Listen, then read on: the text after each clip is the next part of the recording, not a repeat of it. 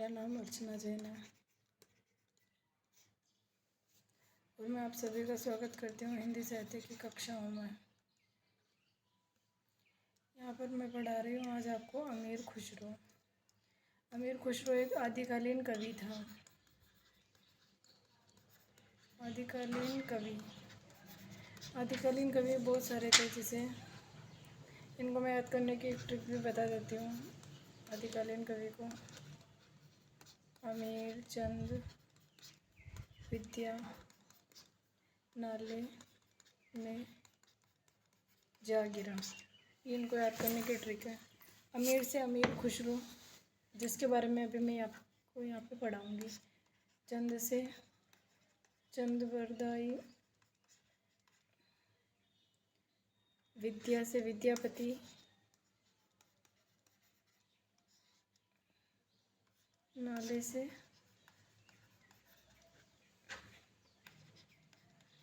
नरपति, नाले में जा गिरा, जा से जगनीक ने लिखा था परमाल रासो। नरपति नाले ने लिखा था वो विजयपाल रासो ऐसा लिखा था। नर को मारकर विजय प्राप्त करते हैं, इसको मैंने ट्रिक भी बताई थी, नरपति नाले का विजय। और चंदबरदाई ने लिखा था पृथ्वीराज रासो। अमीर खुसरो ने वो पहेलियाँ, मुकरियाँ, दो सुखने, गज़ल, खाली कबारी ऐसा ज़्यादा लिखा था। अभी मैं आप यहाँ का स्क्रीनशॉट ले लीजिए। अब मैं यहाँ से आपको आगे पढ़ाने जा रही हूँ।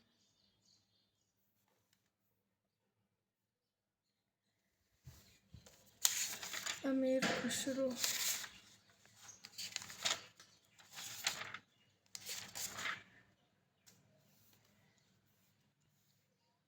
खुसरो का जन्म 1255 ईस्वी में हुआ था।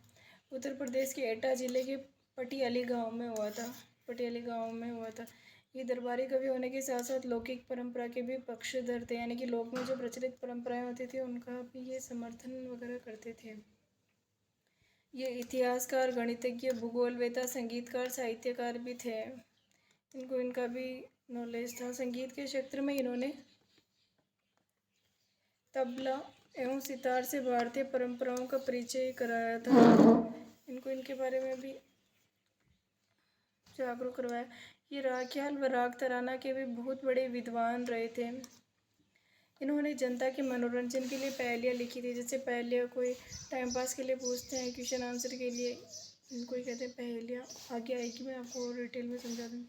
ये स्वभाव से बहुत विनोदी थे, मिलनसार, सहृदय थे। ये आदिकाल के अंतिम चरण के प्रसिद्ध कवि रहे हैं और आदिकाल के सबसे अंतिम चरण के ये प्रसिद्ध हुए थे क्योंकि इनकी पहेलियाँ, मुकरियाँ, वैसे इन्होंने 100 ग्रंथ लिखे थे लगभग, जिसमें से 20-21 ग्रंथ ही उपलब्ध होते हैं। आदिकाल में खुसरो ने खड़ी बोली का प्रयोग अपने काव्य में किया। इन्हें खड़ी बोली का प्रथम कवि माना जाता है। इनके ग्रंथों की संख्या लगभग 100 बताई जाती है, जिनमें से करीब 20-21 ग्रंथ ही उपलब्ध हैं। इन्होंने अमीर खुसरो ने 100 के आसपास लिखा ऐसा माना जाता है और इनको खड़ी बोली का प्रथम कवि कहा गया है क्योंकि इन्होंने सबसे पहले खड़ी बोली का प्रयोग अपने काव्य में, रचना में शुरू किया था। इनकी कुछ प्रसिद्ध रचनाएं थी खाली कबारी, पहेलियाँ, मुकरियाँ, दो सुखने, गज़ल, ये सब इनकी देन है ऐसा माना जाता है। साहित्य के क्षेत्र में जिन विधाओं को इन्होंने जन्म दिया उनमें से प्रमुख गीत है, ज़्यादा मोस्ट ही है। अमीर खुसरो अलाउद्दीन के दरबारी कवि एवं निजामुद्दीन औलिया के परम शिष्य थे, जिन्होंने इनके गुरु की मृत्यु पर लिखा भी था, गोरी सोवे सेज पर मुख पर डारे केस, चल गुरु खुसरो आपने रेन बही चाऊं वेश। और इनकी मृत्यु जो हुई थी अमीर खुसरो की 1324 ईस्वी में हुई थी। जन्म 1255 माना जाता है।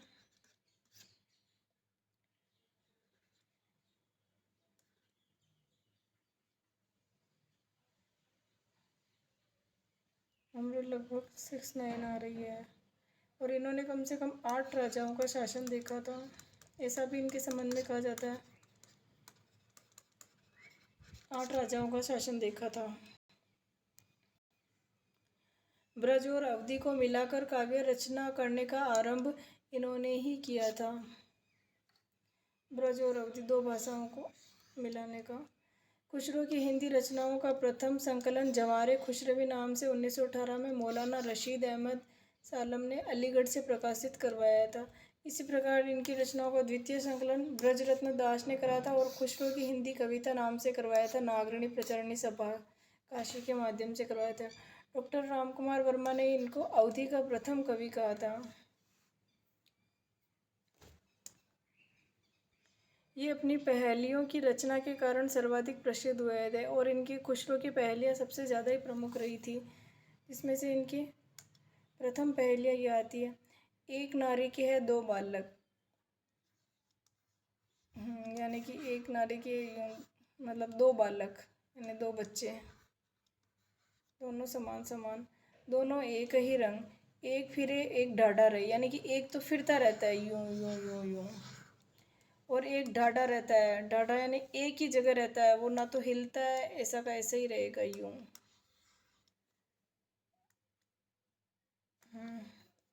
यानी एक तो घूमता रहेगा, एक ऐसे यूं स्थिर रहेगा, बस ये एक ही जगह। फिर भी दोनों एक संग, यानी कि एक बहुत घूमता है घूमता घूमता ऐसे घूमता घूमता रहता है और एक है जो एक जगह यूं स्थिर है, जैसे ये पड़ा हुआ है। और फिर भी दोनों साथ रहते हैं, दोनों कभी बिछुड़ते नहीं है। इसका आंसर क्या होगा? ये चक्की। यहाँ पे एक हत्था होता है पकड़ने वाला, ऐसा यूँ चक्की के, इसको ऐसे घुमाते हैं यूँ, तो इसका उत्तर हो जाएगा चक्की। चक्की के नीचे वाला पार्ट तो बिल्कुल नहीं हिलता है, ऊपर वाला ही यूँ घूमता रहता है घूमता रहता है।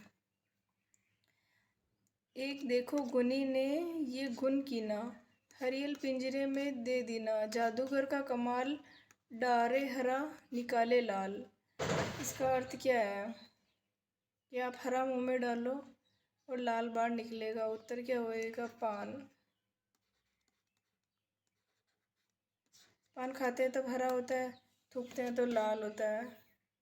मुंह में डालोगे पान को तो पान हरा हरा दिखेगा और निकालोगे तो लाल निकलेगा।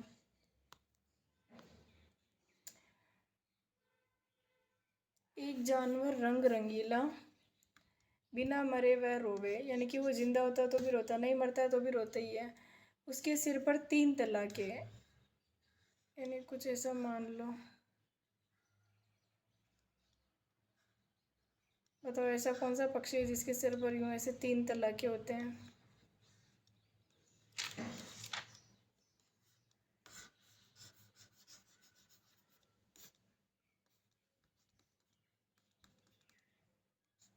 चोंच।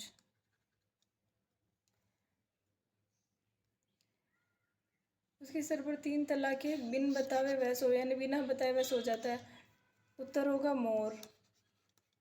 मोर कभी बता के नहीं सोता है, क्यों? क्योंकि वो जब मोर सोता है तो उसकी आंखें यूँ खुली रहती है। जब वो सो भी जाएगा ना तो भी उसकी आंखें खुली रहेगी, तो पता ही नहीं पड़ता है कि मोर जो जग रहा है कि सो रहा है।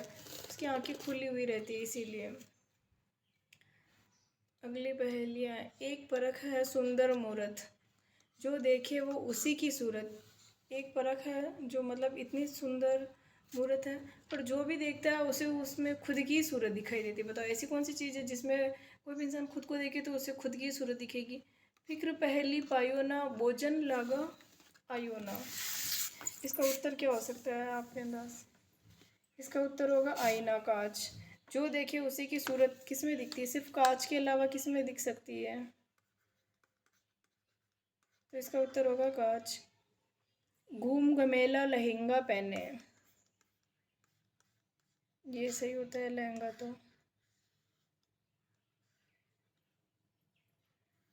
घूम घमेला लहंगा पहने, एक पाँव से रही खड़े, एक हाथ हाथ 8 है उस नारी के। 3 4 5 6 7 8, हाँ 8 ही है। 8 हाथ है उस नारी के,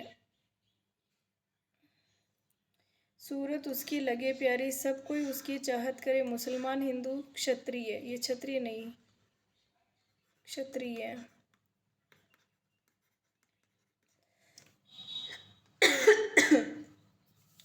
खुसरो ने यह कही पहेली, दिल में अपनी सोच विचारी। बताओ क्या चीज़ है? घूम का मेला लहंगा बताया है उसने, और बोला कि एक पाँव से खड़ी रहती है, ये एक पाँव से खड़ी रहती है। घूम का मेला लहंगा पहने, 8 हाथ है उसके, 1 2 3 4 5 6 7 8, ये हो गया छाता। ये एक पैर है छाते के।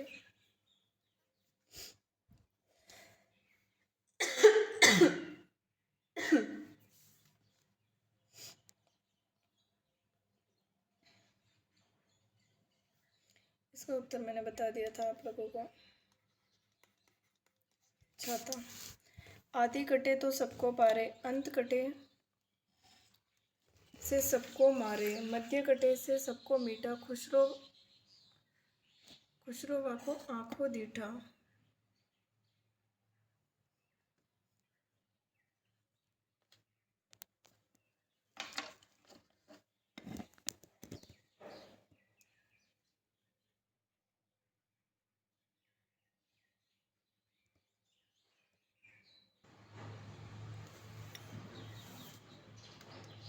आदि कटे से सबको प्यारे, आदि होता है शुरुआत,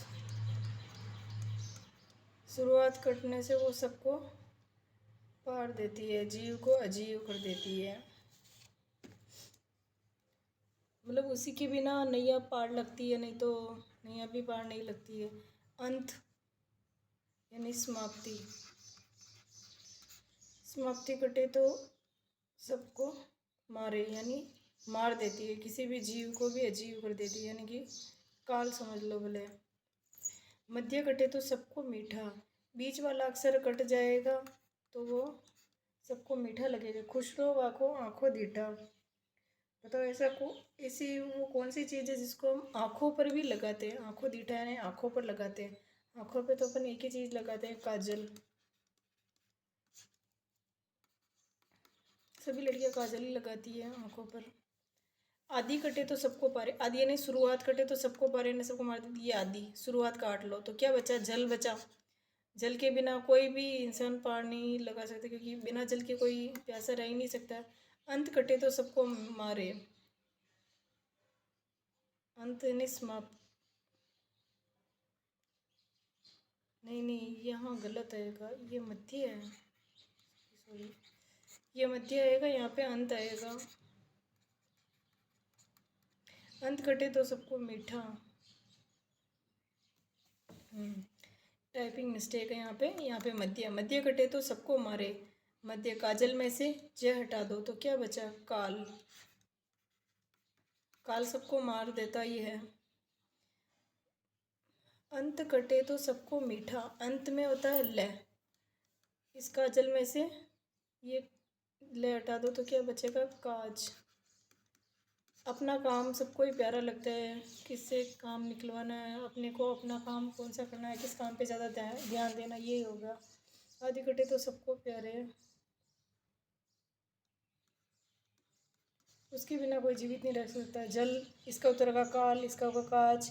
खुशरू आंखों दीठा यानी कि उसका प्रयोग आँखों में करते हैं तो काजल है। इसका जल है, इसका काल है, इसका काज है। एक थाल मोती से भरा, ये बड़ा थाल है। सबके सिर औंधे धरा, यानी कि संसार में पृथ्वी पर जितने भी लोग हैं सबके सिर पर यूँ धरा हुआ है, मतलब यानी कि रखा हुआ है, ऐसा समझ लो। थाली वह थाली फिरे, यानी कि वो थाली बार बार चारों ओर वह थाली फिरे, वह थाली नहीं, चारों ओर थाली फिरे, यानी कि चारों ओर जो वह थाली है जो घूमती ही रहती है। मोती उससे एक न गिरे, पर फिर भी मतलब कोई थाली के ऊपर मोती लेके जो बार बार घुमाए तो कुछ ना कुछ गिर जाता है, पर जबकि उसमें से मोती एक भी नहीं गिरता है, तो बताओ वह क्या चीज़ है। ये खुशबू की पहेली है। इसका उत्तर होगा आकाश। आकाश में रात के समय में तारे आते हैं। जो उसने थाली को तो माना है आकाश, थाली को तो आकाश माना है, और मोती को उसने तारा माना है यहाँ पे इस पहेली में। आकाश से तो बताओ तारे शायद ही नीचे गिरते होंगे, इसीलिए उसने ये पहेली बनाई। अगली पहेली,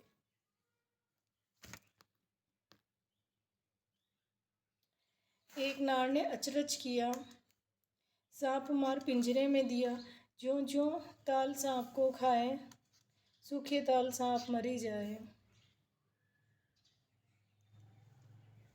इसका उत्तर क्या होगा? ये तो बहुत सरल है, दिया बाती।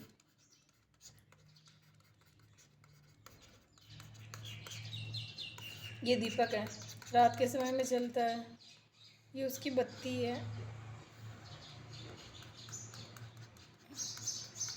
ज्यों ज्यों सांप ताल को खाए, यानी कि इसको सांप माना है, इसको ताल माना है। जैसे जैसे ये सांप जो ताल को खाता है, जैसे ये ताल सूखेगा तो ये सांप भी मर जाएगा। इसका मतलब है कि जैसे इसमें दीपक में तेल खत्म होगा, वैसे ये बत्ती भी बुझ जाएगी। गोल मटोल और छोटा मोटा, हर दम वह तो जमी पर लोटा, खुशरो कहे नहीं है झूठा, जो न बुझे अकिल का खोटा। बताओ इसका क्या उत्तर होगा?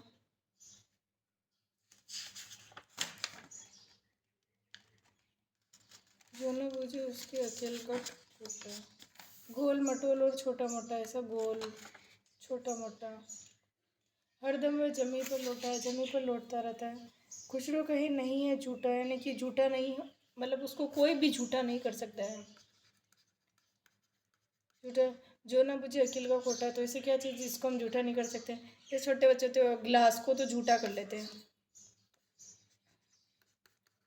ये गिलास है, ये लोटा है, लोटे को तो झूठा करके पीने भी नहीं होता है। खुशरो कहे नहीं है झूठा, यानी कि वो झूठा नहीं है। गोल मटोल और छोटा मोटा, गोल ही दिखता है लोटा लगभग ऐसा, यूं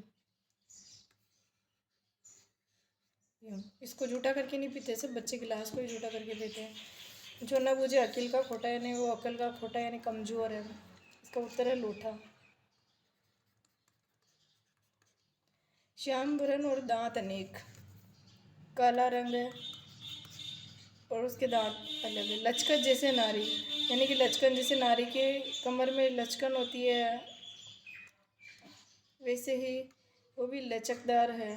दोनों हाथ से खुसरो खींचे और कहे तू आ रही, तू आ रही मतलब पास आ रही है। बताओ ऐसी क्या चीज़ है? श्याम बरन, काले रंग की है, उसमें उसके दांत खूब सारे हैं। हाँ, ये दांत अनेक हो गया। लचकर जैसे नारी, दोनों हाथों से खुसरो खींचे, आरी को दोनों हाथों से यूं ऐसे ऐसे खींच खींच कर चलाते हैं, और कहे तू आ रही, तो इसका उत्तर हो जाएगा आरी। ये आरिफ अनारिफ है, तो वो जो काटने वाला होता है लोहे का होता है एक धातु, जिससे कुछ काटा जाता है, लकड़ी की चीज़ें वगैरह, दोनों हाथों से उसको खींचते। लचकन जैसे नारी, यानी कि लोहे की चीज़ होती है, फिर भी उसमें लचक होती है, जिससे वो ऐसे फिर के काट देते हैं लकड़ी को। आरिफ ऐसे ही काटते हैं, ऐसे काम करने वाले किसी मिस्त्री के पास ऐसे मिल जाती है।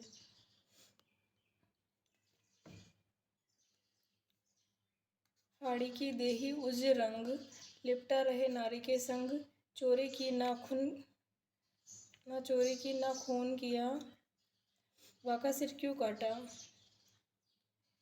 एक ऐसी चीज़ के बारे में मुझे जिसमें हाड़ भी है और देह भी है, पर उसमें, और वो नारी के संग लिपटा हुआ रहता है। उसने ना तो चोरी की ना, यानी ना तो चोरी की और ना ही कोई खून किया, यानी कि खून खराबा किया, और तो फिर उसको उसका सर क्यों काटा। तो बताओ क्या चीज़ है? वो चीज़ है नाखून। ये अपने हाथ है, जैसे ही अपने हाथों के ये नाखून थोड़े से बढ़ जाते हैं, तो फिर अपन इनका सर काट देते हैं यूँ। इसीलिए इनका क्यों सर काटा, तो ये इसीलिए सर काटा, ना चोरी की ना खून किया, यानी कि नाखून है, ये थोड़ा ना कुछ चोरी करेंगे पैसे वगैरह ना, या फिर कुछ चोरी करेंगे, तो भी इनका हम सर काटते हैं, क्योंकि ये बढ़ जाते हैं, इसमें मेल बढ़ जाता है, तो इसको सर क्यों काटा। तो इसका पहले का उत्तर है नाखून। बाला था जब सबको भाया, बड़ा हुआ कुछ काम न आया, खुशरो कह दिया उसका नाव, अर्थ करो नहीं तो छोड़ो गाँव। बताओ इसका क्या है? बाला था, बाला का अर्थ होता है बच्चा, छोटा बच्चा। तब सबको भाया, छोटा था तब मैं सबको अच्छा लगता था, भाया यानी अच्छा लगना। बड़ा हुआ तो कुछ काम नहीं आया, जैसे ही बड़ा हो गया तो कुछ काम नहीं आया, खुशरो कह दिया उसका नाम, नाम बताओ, अर्थ करो नहीं तो फिर गाँव में छोड़ दो, ये वाला ऐसी पहेली उन्होंने लिखी थी। तो इसका अर्थ हो जाएगा ऐसी कौन सी चीज़ है जो बड़ा होने पर काम नहीं आती? दीपक। बड़ा होना यानी कि यहाँ पर इसका अर्थ बुझ जाना है। बड़ा हो गया मतलब दीपक चल रहा था तो इसको हम जलता हुआ दीपक कहते हैं। जैसे ही बुझ जाता है तो हम उसको बोलते हैं कि दीपक, ऐसे नहीं बोलते कि दीपक बुझ गया, क्योंकि ऐसा बोलना अशुभ माना जाता था। ऐसे बोलते दीपक बड़ा हो गया। तो फिर इसीलिए बाला था, बच्चा था, यानी कि जब दीपक जल रहा था तब तो सबको अच्छा लग रहा था, और जैसे ही बड़ा हुआ काम ही नहीं आया किसी के, तो इसका अर्थ दीपक है। अमीर खुसरो का यहाँ पे एक प्रमुख कथन भी आया है। मैं हिंदुस्तान की तूती हूँ, अगर तुम वास्तव में मुझसे कुछ जानना चाहते हो तो मुझसे हिंदी में पूछो, मैं तुम्हें अनुपम बातें बता सकूँगा। ये सा कथन अमीर खुसरो का था। अमीर खुसरो वैसे उर्दू फ़ारसी इनके ज़्यादा थे, वो मुस्लिम थे तो उर्दू ज़्यादा महत्व दिया, पर उन्होंने कहा कि आप मुझसे कुछ पूछना तो हिंदी में पूछो, मैं तुम्हें अनुपम बातें बता सकूँगा। अनुपम यानी कि ऐसी अनुपम जो बातें कोई नहीं बता सकता। अनुपम यानी काफ़ी अच्छा। मुकरिया यानी कि कोई भी बात कह करके फिर वापस से उसको फट से मुकर जाना कि नहीं मैंने तो ऐसा नहीं बोला, मेरा ये मतलब नहीं था, वो मतलब नहीं था। मुकरना, अपनी ही बात से मुकर जाना। मैं बोल दूँ ये मैं काम कर दूँगी, फिर वापस से जैसे ही काम करने की बारी आए तो मैं फट से पलट जाऊँ, नहीं मैं नहीं करूँगी। अर्धनिशा वह आया। अर्ध यानी निशा यानी रात होता है। अर्धनिशा यानी आधी रात को वह आया। सुंदरता बढ़ने कवि निरखत ही मन भयो ए सखी साजन। तो सुंदरता बढ़ने कवि यानी कि सुंदरता का वर्णन करने के लिए वह आया, आधी रात को आया था वर्णन। निरखत ही मन भयो, जैसे ही उसने निरखा तो उसका मन भा गया, मेरा भी मन भा गया। तो उसने सखी ने उत्तर दिया साजन, क्योंकि आधी रात को तुम्हारा पति तुम्हारे पास आया होगा, तुम्हारी सुंदरता का वर्णन किया होगा, तो तुम्हारा भी मन को भा गया होगा, तुम्हारा पति आया होगा। तो उसने बोला नहीं ना सखी चांद ऐसे की साजन, यानी कि इस पहले को पहली बार पढ़ने में इसका उत्तर ही यही लगता है कि इसका उत्तर साजन यानी पति ही होगा, पर उसने बोला नहीं, मुकुर के बोला नहीं, इसका उत्तर चांद है। चांद ही आधी रात को आया और उसने की आधी रात की सुंदरता का वर्णन किया और वही उसके मन को भा गया। दो अर्थ ऐसा निकल रहा है।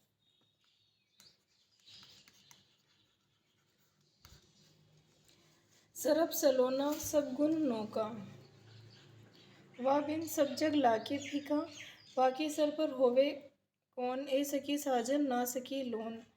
सरब सलोना यानी कि सब कुछ सलोना, सब गुण नौका उसमें सब गुण है। वाका बिना लागे सब जन फीका, यानी कि किसी भी सब्जी में अगर नमक नहीं होगा तो वह फीकी लगेगी। वाके सर पर होवे कौन ऐसे की साजन, नहीं मतलब उसने ही पहला अर्थ ये भी निकाला था कि इसे की साजन ही है कि उसके बिना सारा संसार या सारा जग ही फीका फीका लगता है। तो उसने बोला नहीं ऐसा नहीं है, नमक बिना फीका फीका लगता। सगरे रेन मिही संग जगह, भोर भई तब बिछुड़न लागा, उसके बिछुड़त काटे हिया ए सखी साजन ना सकी दिया। उसने बोला नहीं दीपक के बिना।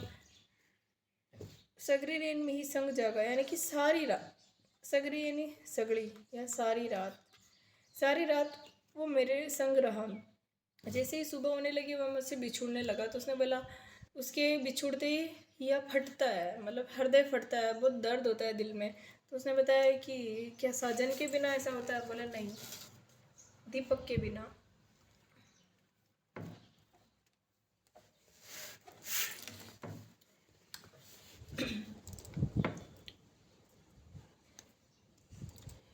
नीला कंठ और पहिरे हरा, शीस मुकुट नीचे वह खड़ा, देखत गट अलापे जोर ए सकी साजन न सकी मोर, यानी कि उसका नीला नीला जो है गला है और हरा हरा वह पहनता है। शीस मुकुट नीचे वह खड़ा, मुकुट के नीचे वह खड़ा है। देख गट अलापे जोर ए सकी साजन ना सकी मोर,